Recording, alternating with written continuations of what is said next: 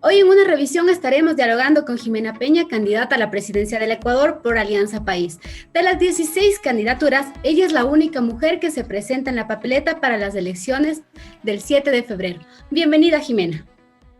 Muchísimas gracias por la oportunidad. Para mí es un grato momento poder compartir con ustedes este espacio y a través de ustedes, por supuesto, presentar mis propuestas a los ciudadanos. Iniciamos entonces la entrevista con esta pregunta. En su plan de gobierno propone fortalecer el Estado para la garantía de derechos y la reactivación productiva. Esto a través de la lucha contra la pobreza, la redistribución justa de la riqueza y la protección y generación de empleo. Pero ¿cómo va a conseguir que esto que nos propone se haga real? Bueno, en relación al tema de derechos, por ejemplo, vivimos en un país donde los derechos de las mujeres lastimosamente no se respetan. El año pasado tuvimos 113 casos de femicidio y 1.780 casos de violencia intrafamiliar. Por esto, la lucha por la defensa de los derechos de las mujeres va a ser una prioridad para mí como candidata y como posible presidenta electa del Ecuador. Por eso vamos a declarar en emergencia el sistema de protección de derechos de las niñas y de las mujeres en el país, de tal manera que podamos asignar los recursos necesarios para garantizar o para fortalecer la institucionalidad. A su vez, también a través de un trabajo coordinado con los gobiernos locales, de tal manera que la política de protección aterrice a la junta parroquial, al cantón rural más pequeño, porque es fundamental garantizar a esa mujer maltratada, sobre todo que se encuentra en lugares prácticamente excluida del desarrollo, maltratada, pueda ser capacitada para que pueda independizarse económicamente, para que pueda emprender, mantener a sus hijos, para que pueda aprender el oficio que necesita para comenzar a trabajar. Esta declaratoria de emergencia del sistema de derechos será una prioridad dentro de mi gestión y con eso queremos garantizar igualdad de los derechos de las mujeres, pero también queremos garantizar, por ejemplo, el derecho a la educación a través de un mecanismo de acceso a las universidades que sea más incluyente. Un examen no puede ser el determinante para el ingreso de los jóvenes. Tenemos que establecer un mecanismo de acceso que considere también la trayectoria académica de nuestros jóvenes, retomar los preuniversitarios como espacios de nivelación gratuita, de calidad, para que nuestros niños de los sectores rurales, los afrodescendientes que están quedándose excluidos de la educación universitaria, puedan tener mayor posibilidad de acceso a la universidad. Entonces hablamos de garantizar el derecho a la educación. El derecho a la salud también debe ser una prioridad, será una prioridad de mi gobierno. A final del año queremos tener a 10 millones de ciudadanos vacunados. Para esto tenemos que destinar los recursos adecuados y preparar a todo nuestro sistema de salud para enfrentar una vacunación, un proceso de vacunación masiva que deberá vacunar a 60,000 ecuatorianos por día. Para esto requerimos garantizar el presupuesto adecuado para la garantía de este derecho que es la salud. Y en cuanto al tema económico, también queremos oportunidades laborales, oportunidades de desarrollo para todos los sectores. Tenemos una iniciativa copago de nómina en la cual desde el Estado vamos a garantizar que el Estado financia un porcentaje del salario de la plaza nueva de trabajo que se abre para mujeres, para jóvenes y para personas mayores de 50 años. Esto, insisto, para las plazas nuevas de trabajo que se abran en empresas pequeñas, en empresas medianas, porque queremos apoyar nuestros emprendimientos, nuestros artesanos, queremos activar la economía desde abajo hacia arriba. Esa es nuestra prioridad en el ámbito económico. Enfocándonos en la redistribución de la riqueza como garantía para los derechos de los ecuatorianos, ¿cuáles serán las decisiones y las políticas públicas que se piensan para concretar este objetivo? Bueno, tenemos que combatir en primer lugar la evasión tributaria. En el Ecuador se evaden 4.500 millones de dólares anualmente por el pago del impuesto a la renta. Sabe que ayer participaba en un foro de universidades, en el foro de las instituciones de educación superior. Y las universidades reciben un presupuesto, el 10% de lo que el Ecuador recauda en impuesto a la renta. Y solamente en ese impuesto se evaden 4.500 millones de dólares. Es decir, que nuestras universidades no recogen el presupuesto que les debería corresponder de acuerdo a la ley por esta evasión importante de recursos que tiene el Ecuador anualmente. Por eso queremos, en primer lugar, que la ley sea para todos. Nosotros vemos los negocios pequeños clausurados por el SRI porque no pagan el impuesto. ¿Cuándo hemos visto una gran empresa clausurada por no pagar el impuesto? Nunca. Los grandes pagan cuando quieren o cuando hay remisión de tributos, remisión de intereses, pero el empresario pequeño y mediano, a él sí le cae todo el peso de la ley. Por eso, para combatir la evasión tributaria, tenemos que hacer respetar la ley a todos, y también revisar los procedimientos administrativos del Servicio de Rentas Internas para que puedan recaudar con agilidad y también revisar los procedimientos legales que hacen que en la actualidad prácticamente esas grandes deudas que tienen algunos actores con el fisco se vuelvan prácticamente incobrables. También queremos garantizar, por ejemplo, un debate profundo sobre el debate del patrimonio. En este país hay grandes fortunas que no tributan, porque el que tiene plata esconde sus bienes en figuras de paraísos fiscales para evadir impuestos. Queremos entonces establecer un mecanismo, un sistema tributario que sea solidario y progresivo y llamar a la corresponsabilidad, sobre todo de los sectores que más recursos tienen, para que puedan contribuir de manera solidaria con la reactivación, con el desarrollo económico del país. Siguiendo en economía, menciona una renegociación de la deuda con los bilaterales y multilaterales, pero llegar a acuerdos con estos organismos internacionales muchas veces tiene un precio por pagar. En el caso de que llegase a gobernar, ¿cuál será su postura con estos organismos? ¿Se le permitirá tener injerencia sobre las decisiones de nuestro país o usted hará respetar nuestra soberanía? Es fundamental que se respete nuestra soberanía. Claro que queremos llegar a acuerdos que sean beneficiosos para el país, pero esos acuerdos deben ser comprendiendo la realidad y la prioridad del gobierno del Ecuador. La prioridad para nosotros será proteger los intereses de los vulnerables. No queremos que todo el peso de la crisis recaiga en los hombres que en este momento están enfermos, no tienen recursos para comer, para alimentarse, para la educación de sus hijos. No queremos que el peso de la crisis caiga sobre sus hombros. Por eso las medidas que tomemos y los acuerdos a los que podamos llegar tendrán que considerar la prioridad del gobierno. Y la prioridad del gobierno de llegar Jimena Peña a la presidencia será sobre todo aquellos sectores más empobrecidos del país. Teniendo en cuenta que somos un país exportador y en este contexto que estamos hablando de economía, la explotación realmente es parte de nuestro vivir, ¿no es cierto? Nosotros explotamos los recursos que tenemos, eso es así. En su plan de gobierno habla de transitar hacia una sociedad más sostenible y la explotación con límites. Hace un tiempo se proponía no explotar el Yasuní y a la larga no se cumplió con esta propuesta. ¿Cuál será la diferencia esta vez? Bueno, yo creo que las actividades extractivistas deben de tener un límite. Por ejemplo, si es que para tener los recursos de la minería que tanto hacen falta, vamos a tener que sacrificar nuestras fuentes de agua, bueno, la bandera roja será aquello, porque tendremos que garantizar el agua como fuente de vida, de bebida para nuestros ciudadanos, de vida, de riego y demás. Entonces, por ejemplo, ahí tenemos un ejemplo de un límite, estando de acuerdo con que es necesario los recursos de la minería, que tenemos que promover una minería responsable, con estricta veeduría ciudadana, con controles ambientales. Estamos claros que si esa minería va a poner en riesgo las fuentes de agua, simplemente optamos por el agua. Yo creo que va a ser utópico pensar que el Ecuador en 4 años de gobierno puede dejar de depender del uso del petróleo como fuente importante de recursos. Lo que sí desde mi gobierno vamos a promover, por ejemplo, que las hidroeléctricas que en este momento se encuentran produciendo a mitad de su capacidad puedan producir en su potencial completo, de tal manera que podamos iniciar esa tan necesaria reconversión energética que nos permita usar menos combustibles fósiles que son contaminantes, que destruyen el ambiente, y usar más energía eléctrica que es ecuatoriana, que es producida en el país y que además es amigable con el ambiente. Creo entonces que debemos invertir a esa reconversión energética de tal manera que dejemos que dependamos menos del petróleo y podamos usar más energía limpia, energía renovable. Desde mi gestión como presidenta, tendré una gestión de total transparencia.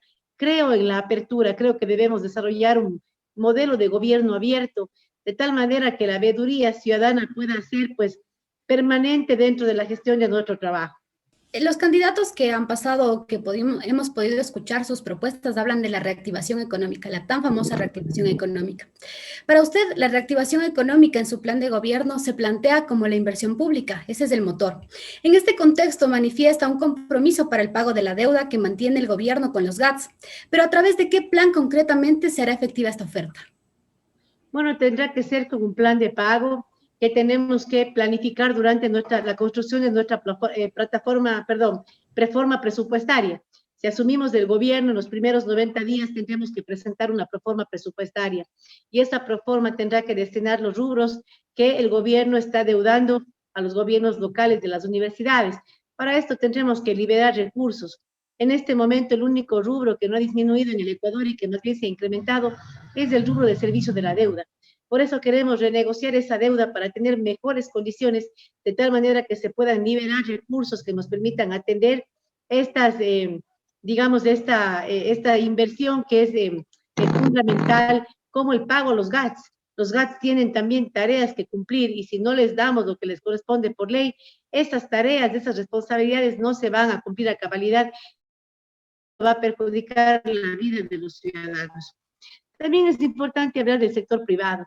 La reactivación económica, indudablemente, el Estado puede ser un motor importante en inversión de sectores estratégicos como la reconversión energética que le había mencionado. Pero 92 de cada 100 plazas de trabajo en este país la crea el sector privado. Por eso estamos claros también que desde el Estado, desde el gobierno, debemos generar condiciones para que nuestros emprendedores inviertan con tranquilidad. Por más pequeño negocio que sea, no puede funcionar normalmente si hay inestabilidad política, si no hay reglas claras del juego. Por eso desde el gobierno vamos a generar esas condiciones de transparencia, de reglas claras y sobre todo de estabilidad política. Si en el Ecuador no tenemos un gobierno que genere escucha, que genere consensos, no vamos a tener estabilidad política y por ende la reactivación económica no se va a dar como requiere el Ecuador. Necesitamos de estabilidad política, reglas de juego claras, para que esos capitales puedan venir y se pueda fortalecer la economía ecuatoriana. Y también dentro de este tema de reactivación económica, creemos que es fundamental apoyar a los pequeños y medianos emprendedores. En este momento tenemos una central de riesgo que hace que miles de ecuatorianos no puedan acceder a ese crédito que necesitan para su reactivación. Ese pequeño negocio de la mujer emprendedora que tiene plata de renta que está debiendo, que no pudo pagar sus servicios básicos, que no pudo pagar el internet. Es importante dar un alivio a esos ciudadanos. Por eso vamos a presentar una ley económica urgente que por primera vez le permita, o por una sola vez, le permita a los ciudadanos salir de esa central de riesgos para que puedan nuevamente reactivarse financieramente y puedan acceder a ese préstamo que tanto requieren para la reactivación económica de su empresa, de su negocio, de su familia. De alguna manera la banca estará de acuerdo con esta propuesta digamos, sacar a las personas de la central de riesgos, teniendo en cuenta que la banca tiene esta garantía al momento de otorgar los créditos. ¿Cómo ve esta situación? ¿Se llegará a un acuerdo real o quedará solo en palabras? Mire, le comento que ya se dio en una ley económica urgente de hace 2 o 3 años, se aprobó la posibilidad de que ecuatorianos que paguen sus deudas salgan de la central de riesgos. Esto benefició a 300.000 ecuatorianos y no había pandemia. Estábamos legislando para reactivar la economía. Es decir, ya se ha dado, no es nuevo. ¿Qué es la central de riesgos? Es un indicador de la buena fe del ciudadano para pagar sus deudas. Eso es la central de riesgos. Si usted no está, supuestamente es buen pagador, tiene buena fe. Y si está, es mal pagador, no tiene buena fe y por eso no le prestan. Pero ese mecanismo de evaluación ignora una situación absolutamente excepcional como es una pandemia, porque ya el pagar las deudas ya no fue un tema de buena fe, fue un tema de capacidad. Si el ciudadano estaba encerrado, no podía abrir su negocio, no había economía, hay una pandemia a nivel mundial, ya el pagar la deuda no es un tema de buena fe, es un tema de una realidad, de una crisis causada por una pandemia. Entonces ya no es un buen indicador de la buena fe de los ciudadanos. Por eso, para problemas excepcionales, soluciones excepcionales. Y para esto requerimos la solidaridad del sistema bancario, que tuvo, a propósito, durante la pandemia, solo 5 millones de dólares de ganancia en momentos cuando los ecuatorianos no sabían ni qué comer. La banca el año anterior ganó 600 millones y ahora se quejan porque solamente ganaron 205 millones de dólares, mientras la gran mayoría de ecuatorianos ha perdido su trabajo o ha visto su realidad con el sentir de la gente. Es lo que yo le puedo comentar. Yo creo que es el momento para la solidaridad. Si en el Ecuador los grandes sectores económicos y la banca no se solidarizan en medio de una pandemia, Dios mío, creo que realmente no lo harán nunca. Y para eso entonces tendremos que ejercer todo el peso de la ley para que cumplan con lo que dice la ley. El tema económico y yendo al tema de derechos, sobre todo por su porque en el plan de gobierno se ve bastante el tema de derechos, hay graves problemas en cuanto a deserción en la educación por parte de jóvenes que son madres. Sin duda esta situación está vinculada a la problemática de embarazos adolescentes. ¿Cómo resolver concretamente esta situación? Sobre todo teniendo en cuenta que somos el segundo país en la región con mayor índice de embarazos en adolescentes. Así es, en el Ecuador 50.000 adolescentes dan a luz cada año. Este embarazo precoz, no planificado, marca la vida de ese adolescente porque ya no va a poder estudiar, probablemente no va a poder tener un trabajo digno, probablemente trabajará de manera precaria. Y esto no afecta solamente el futuro de las jóvenes, es el futuro del país, el futuro económico, el futuro social del Ecuador. Por eso en mi gobierno vamos a destinar los recursos que sean necesarios. Según UNICEF, son 50 millones de dólares para prevenir el embarazo adolescente. Como yo, con la bondad del pueblo ecuatoriano, podría convertirme en la primera presidenta electa del Ecuador, voy a dar una prioridad a las mujeres, porque si una mujer no se desarrolla con todo su potencial, porque tiene que enfrentar una gran responsabilidad de manera anticipada, esa mujer no va a poder trabajar, por ende, o si trabaja, trabajará por un salario menor a lo que pudiera haber trabajado si acababa sus estudios. Entonces, esa ciudadana tampoco va a tributar al Estado, no va a contribuir porque no va a tener un salario digno. Y además, perpetuamos el círculo de la pobreza porque un niño que viene de un embarazo adolescente probablemente sea un niño que a lo mejor tenga también carencias económicas, inestabilidad. Para prevenir todo eso debemos invertir adecuadamente. De acuerdo a UNICEF, el Ecuador invierte 50 millones, pero se ahorra en costos de oportunidad 270 millones de dólares. Yo honestamente no sé dónde estarían los PhDs, los honoris causas y todos los que han gobernado con grandes títulos cuando se trata de un cálculo razonable. Invierto 50 millones y dejo de percibir en costos de oportunidad o me ahorro en costos de oportunidad 270 millones de dólares. Creo que es una decisión más inteligente y que sobre todo garantiza protección, garantiza un futuro para nuestras jóvenes en el país. Siguiendo en el tema de salud, pero ya desde otra perspectiva, en el caso de llegar a gobernar, ¿qué pasará con el tema de vacunación? Hoy se propone que solo el Estado puede acceder a la vacuna y ya vemos los primeros actos de corrupción desde el Ministerio de Salud. ¿Usted permitirá que la empresa privada pueda adquirir la vacuna? ¿Y cómo nos vamos a asegurar que en su gobierno los primeros en vacunarse no sean los ministros y las autoridades del país, dejando por fuera a los ciudadanos que realmente necesitan vacunarse?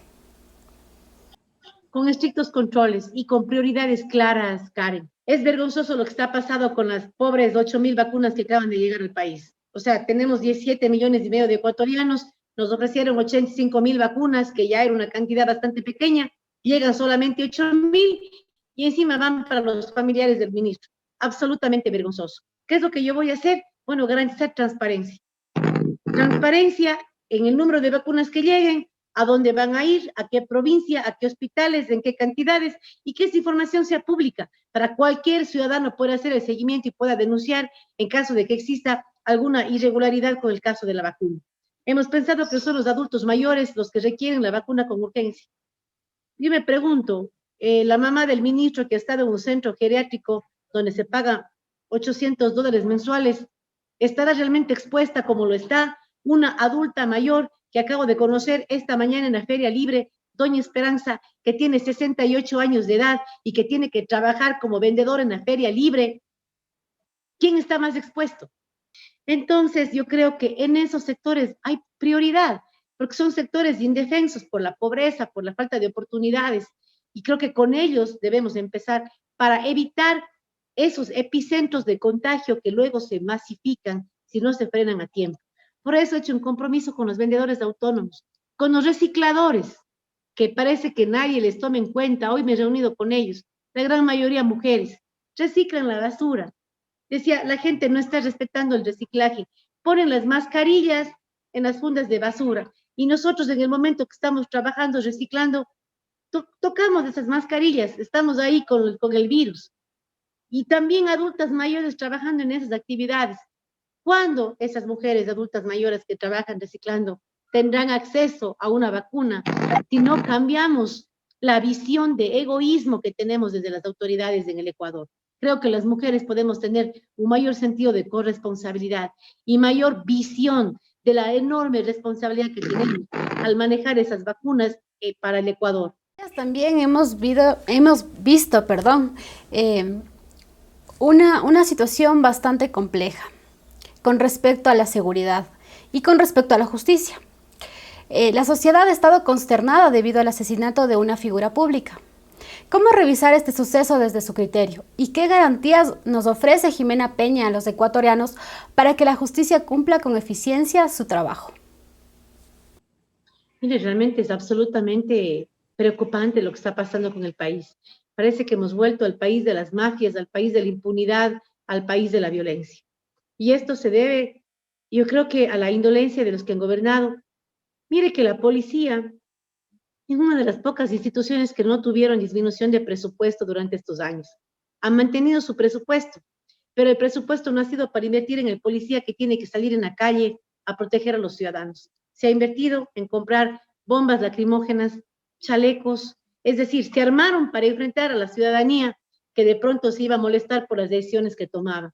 Y hemos descuidado totalmente el rol preventivo y comunitario de la policía. Por eso tenemos que garantizar en primer lugar que los policías estén en los vecindarios, en las calles, trabajando con las comunidades organizadas para combatir la delincuencia. Necesitamos dar seguridad jurídica a nuestros 53,000 policías, que en este momento tienen temor de usar su arma contra la delincuencia, porque tienen miedo de enfrentar un proceso penal que puede ser largo y costoso. Y esto obviamente afecta directamente la economía de sus familias. Por eso dicen, no, mejor no uso el arma y me ahorro problemas. Y en relación a la función judicial, la administración de la justicia depende de la función judicial. Y realmente yo siento que los ecuatorianos no reclaman lo suficiente la función judicial. Ellos quieren que el presidente les resuelva lo que es función, lo que es competencia de otra función del Estado. Yo quisiera, les juro que para ganarme el voto haría lo que hacen los otros candidatos. Yo voy a recuperar lo robado, voy a meter en la cárcel a los corruptos, como si fueran jueces. Cuando la Constitución dice claramente cuáles son las responsabilidades de un presidente, que es prácticamente un administrador del Estado. La justicia, la administración, está en manos de la función judicial, de los jueces, del Consejo de la Judicatura, que tiene que revisar el accionar de los jueces, que tiene que garantizar un accionar apegado a la ley, al debido proceso, y sancionar, destituir a aquellos jueces corruptos que no sancionan como es debido, que generan impunidad en casos de corrupción, en casos de violencia. Pero eso no es una competencia de la presidencia, Karen. Yo quisiera decirle sí, pero mi responsabilidad con mi pueblo hace que yo no le pueda mentir. Yo quiero ser administradora de mi país, quiero ser presidenta del Ecuador. Como presidenta trataré de destinar el mayor número de recursos de la función judicial para que puedan mejorar la contratación, para que tengan más fiscales, más peritos, para que puedan investigar con mayor diligencia. Pero tenemos que tener mucho ojo con la función judicial, porque ellos son los que tienen los casos de corrupción y deben ejercer justicia para evitar la impunidad que hace que hoy en día el Ecuador se sienta como tierra de nadie. Para ir concluyendo ya la entrevista de esta tarde, vamos a hacer una dinámica en la que yo le voy a proponer 2 palabras y usted debe escoger una únicamente, solo una. Entonces, empezamos. ¿Ecuador o Estados Unidos? Ecuador. ¿Mote o McDonald's? Mote, esas preguntas tan fáciles. Póngame más difícil. Esta que le viene sí va a estar difícil, verá, pero tiene que solo una escoger. ¿Lenin o Correa? Uy, Mira, ninguno. está difícil. No, tiene que escoger uno, de un porcentaje menor, si es que es el caso, pero uno tiene que escoger. Bueno, chuta, pero es que me pone tan duro Lenin o Correa, o sea, Dios mío. Le puse 3 fáciles y una difícil. A ver, vamos, Lenin o Correa. Uy, Dios mío. Bueno, Correa. ¿Aborto legal o provida? En casos de violación. Rápidamente con un mensaje a los ciudadanos, pero bien cortito, rapidito. Cómo no, Karen, quiero agradecerte y me da gusto compartir este espacio y ver a la juventud interesada en lo que pasa en el quehacer político. Yo quiero recordarles a los ciudadanos que el país requiere un cambio y ese cambio debe venir desde una visión diferente. Si gobernamos por los que han gobernado siempre con mucho ego, con mucha pelea, con mucha prepotencia, no vamos a cambiar nuestra realidad. Necesitamos un gobierno sensible, un gobierno firme, honesto, pero con sensibilidad, para en este momento tan duro de pandemia priorizar lo que cualquier mujer priorizaría para su familia. Por eso soy convencida que es el momento de las mujeres. En esa papeleta de 16 opciones estoy al final. Soy la única mujer candidata a la presidencia. Vote con esperanza, vote por la mujer, vote todo 35. Muchísimas gracias.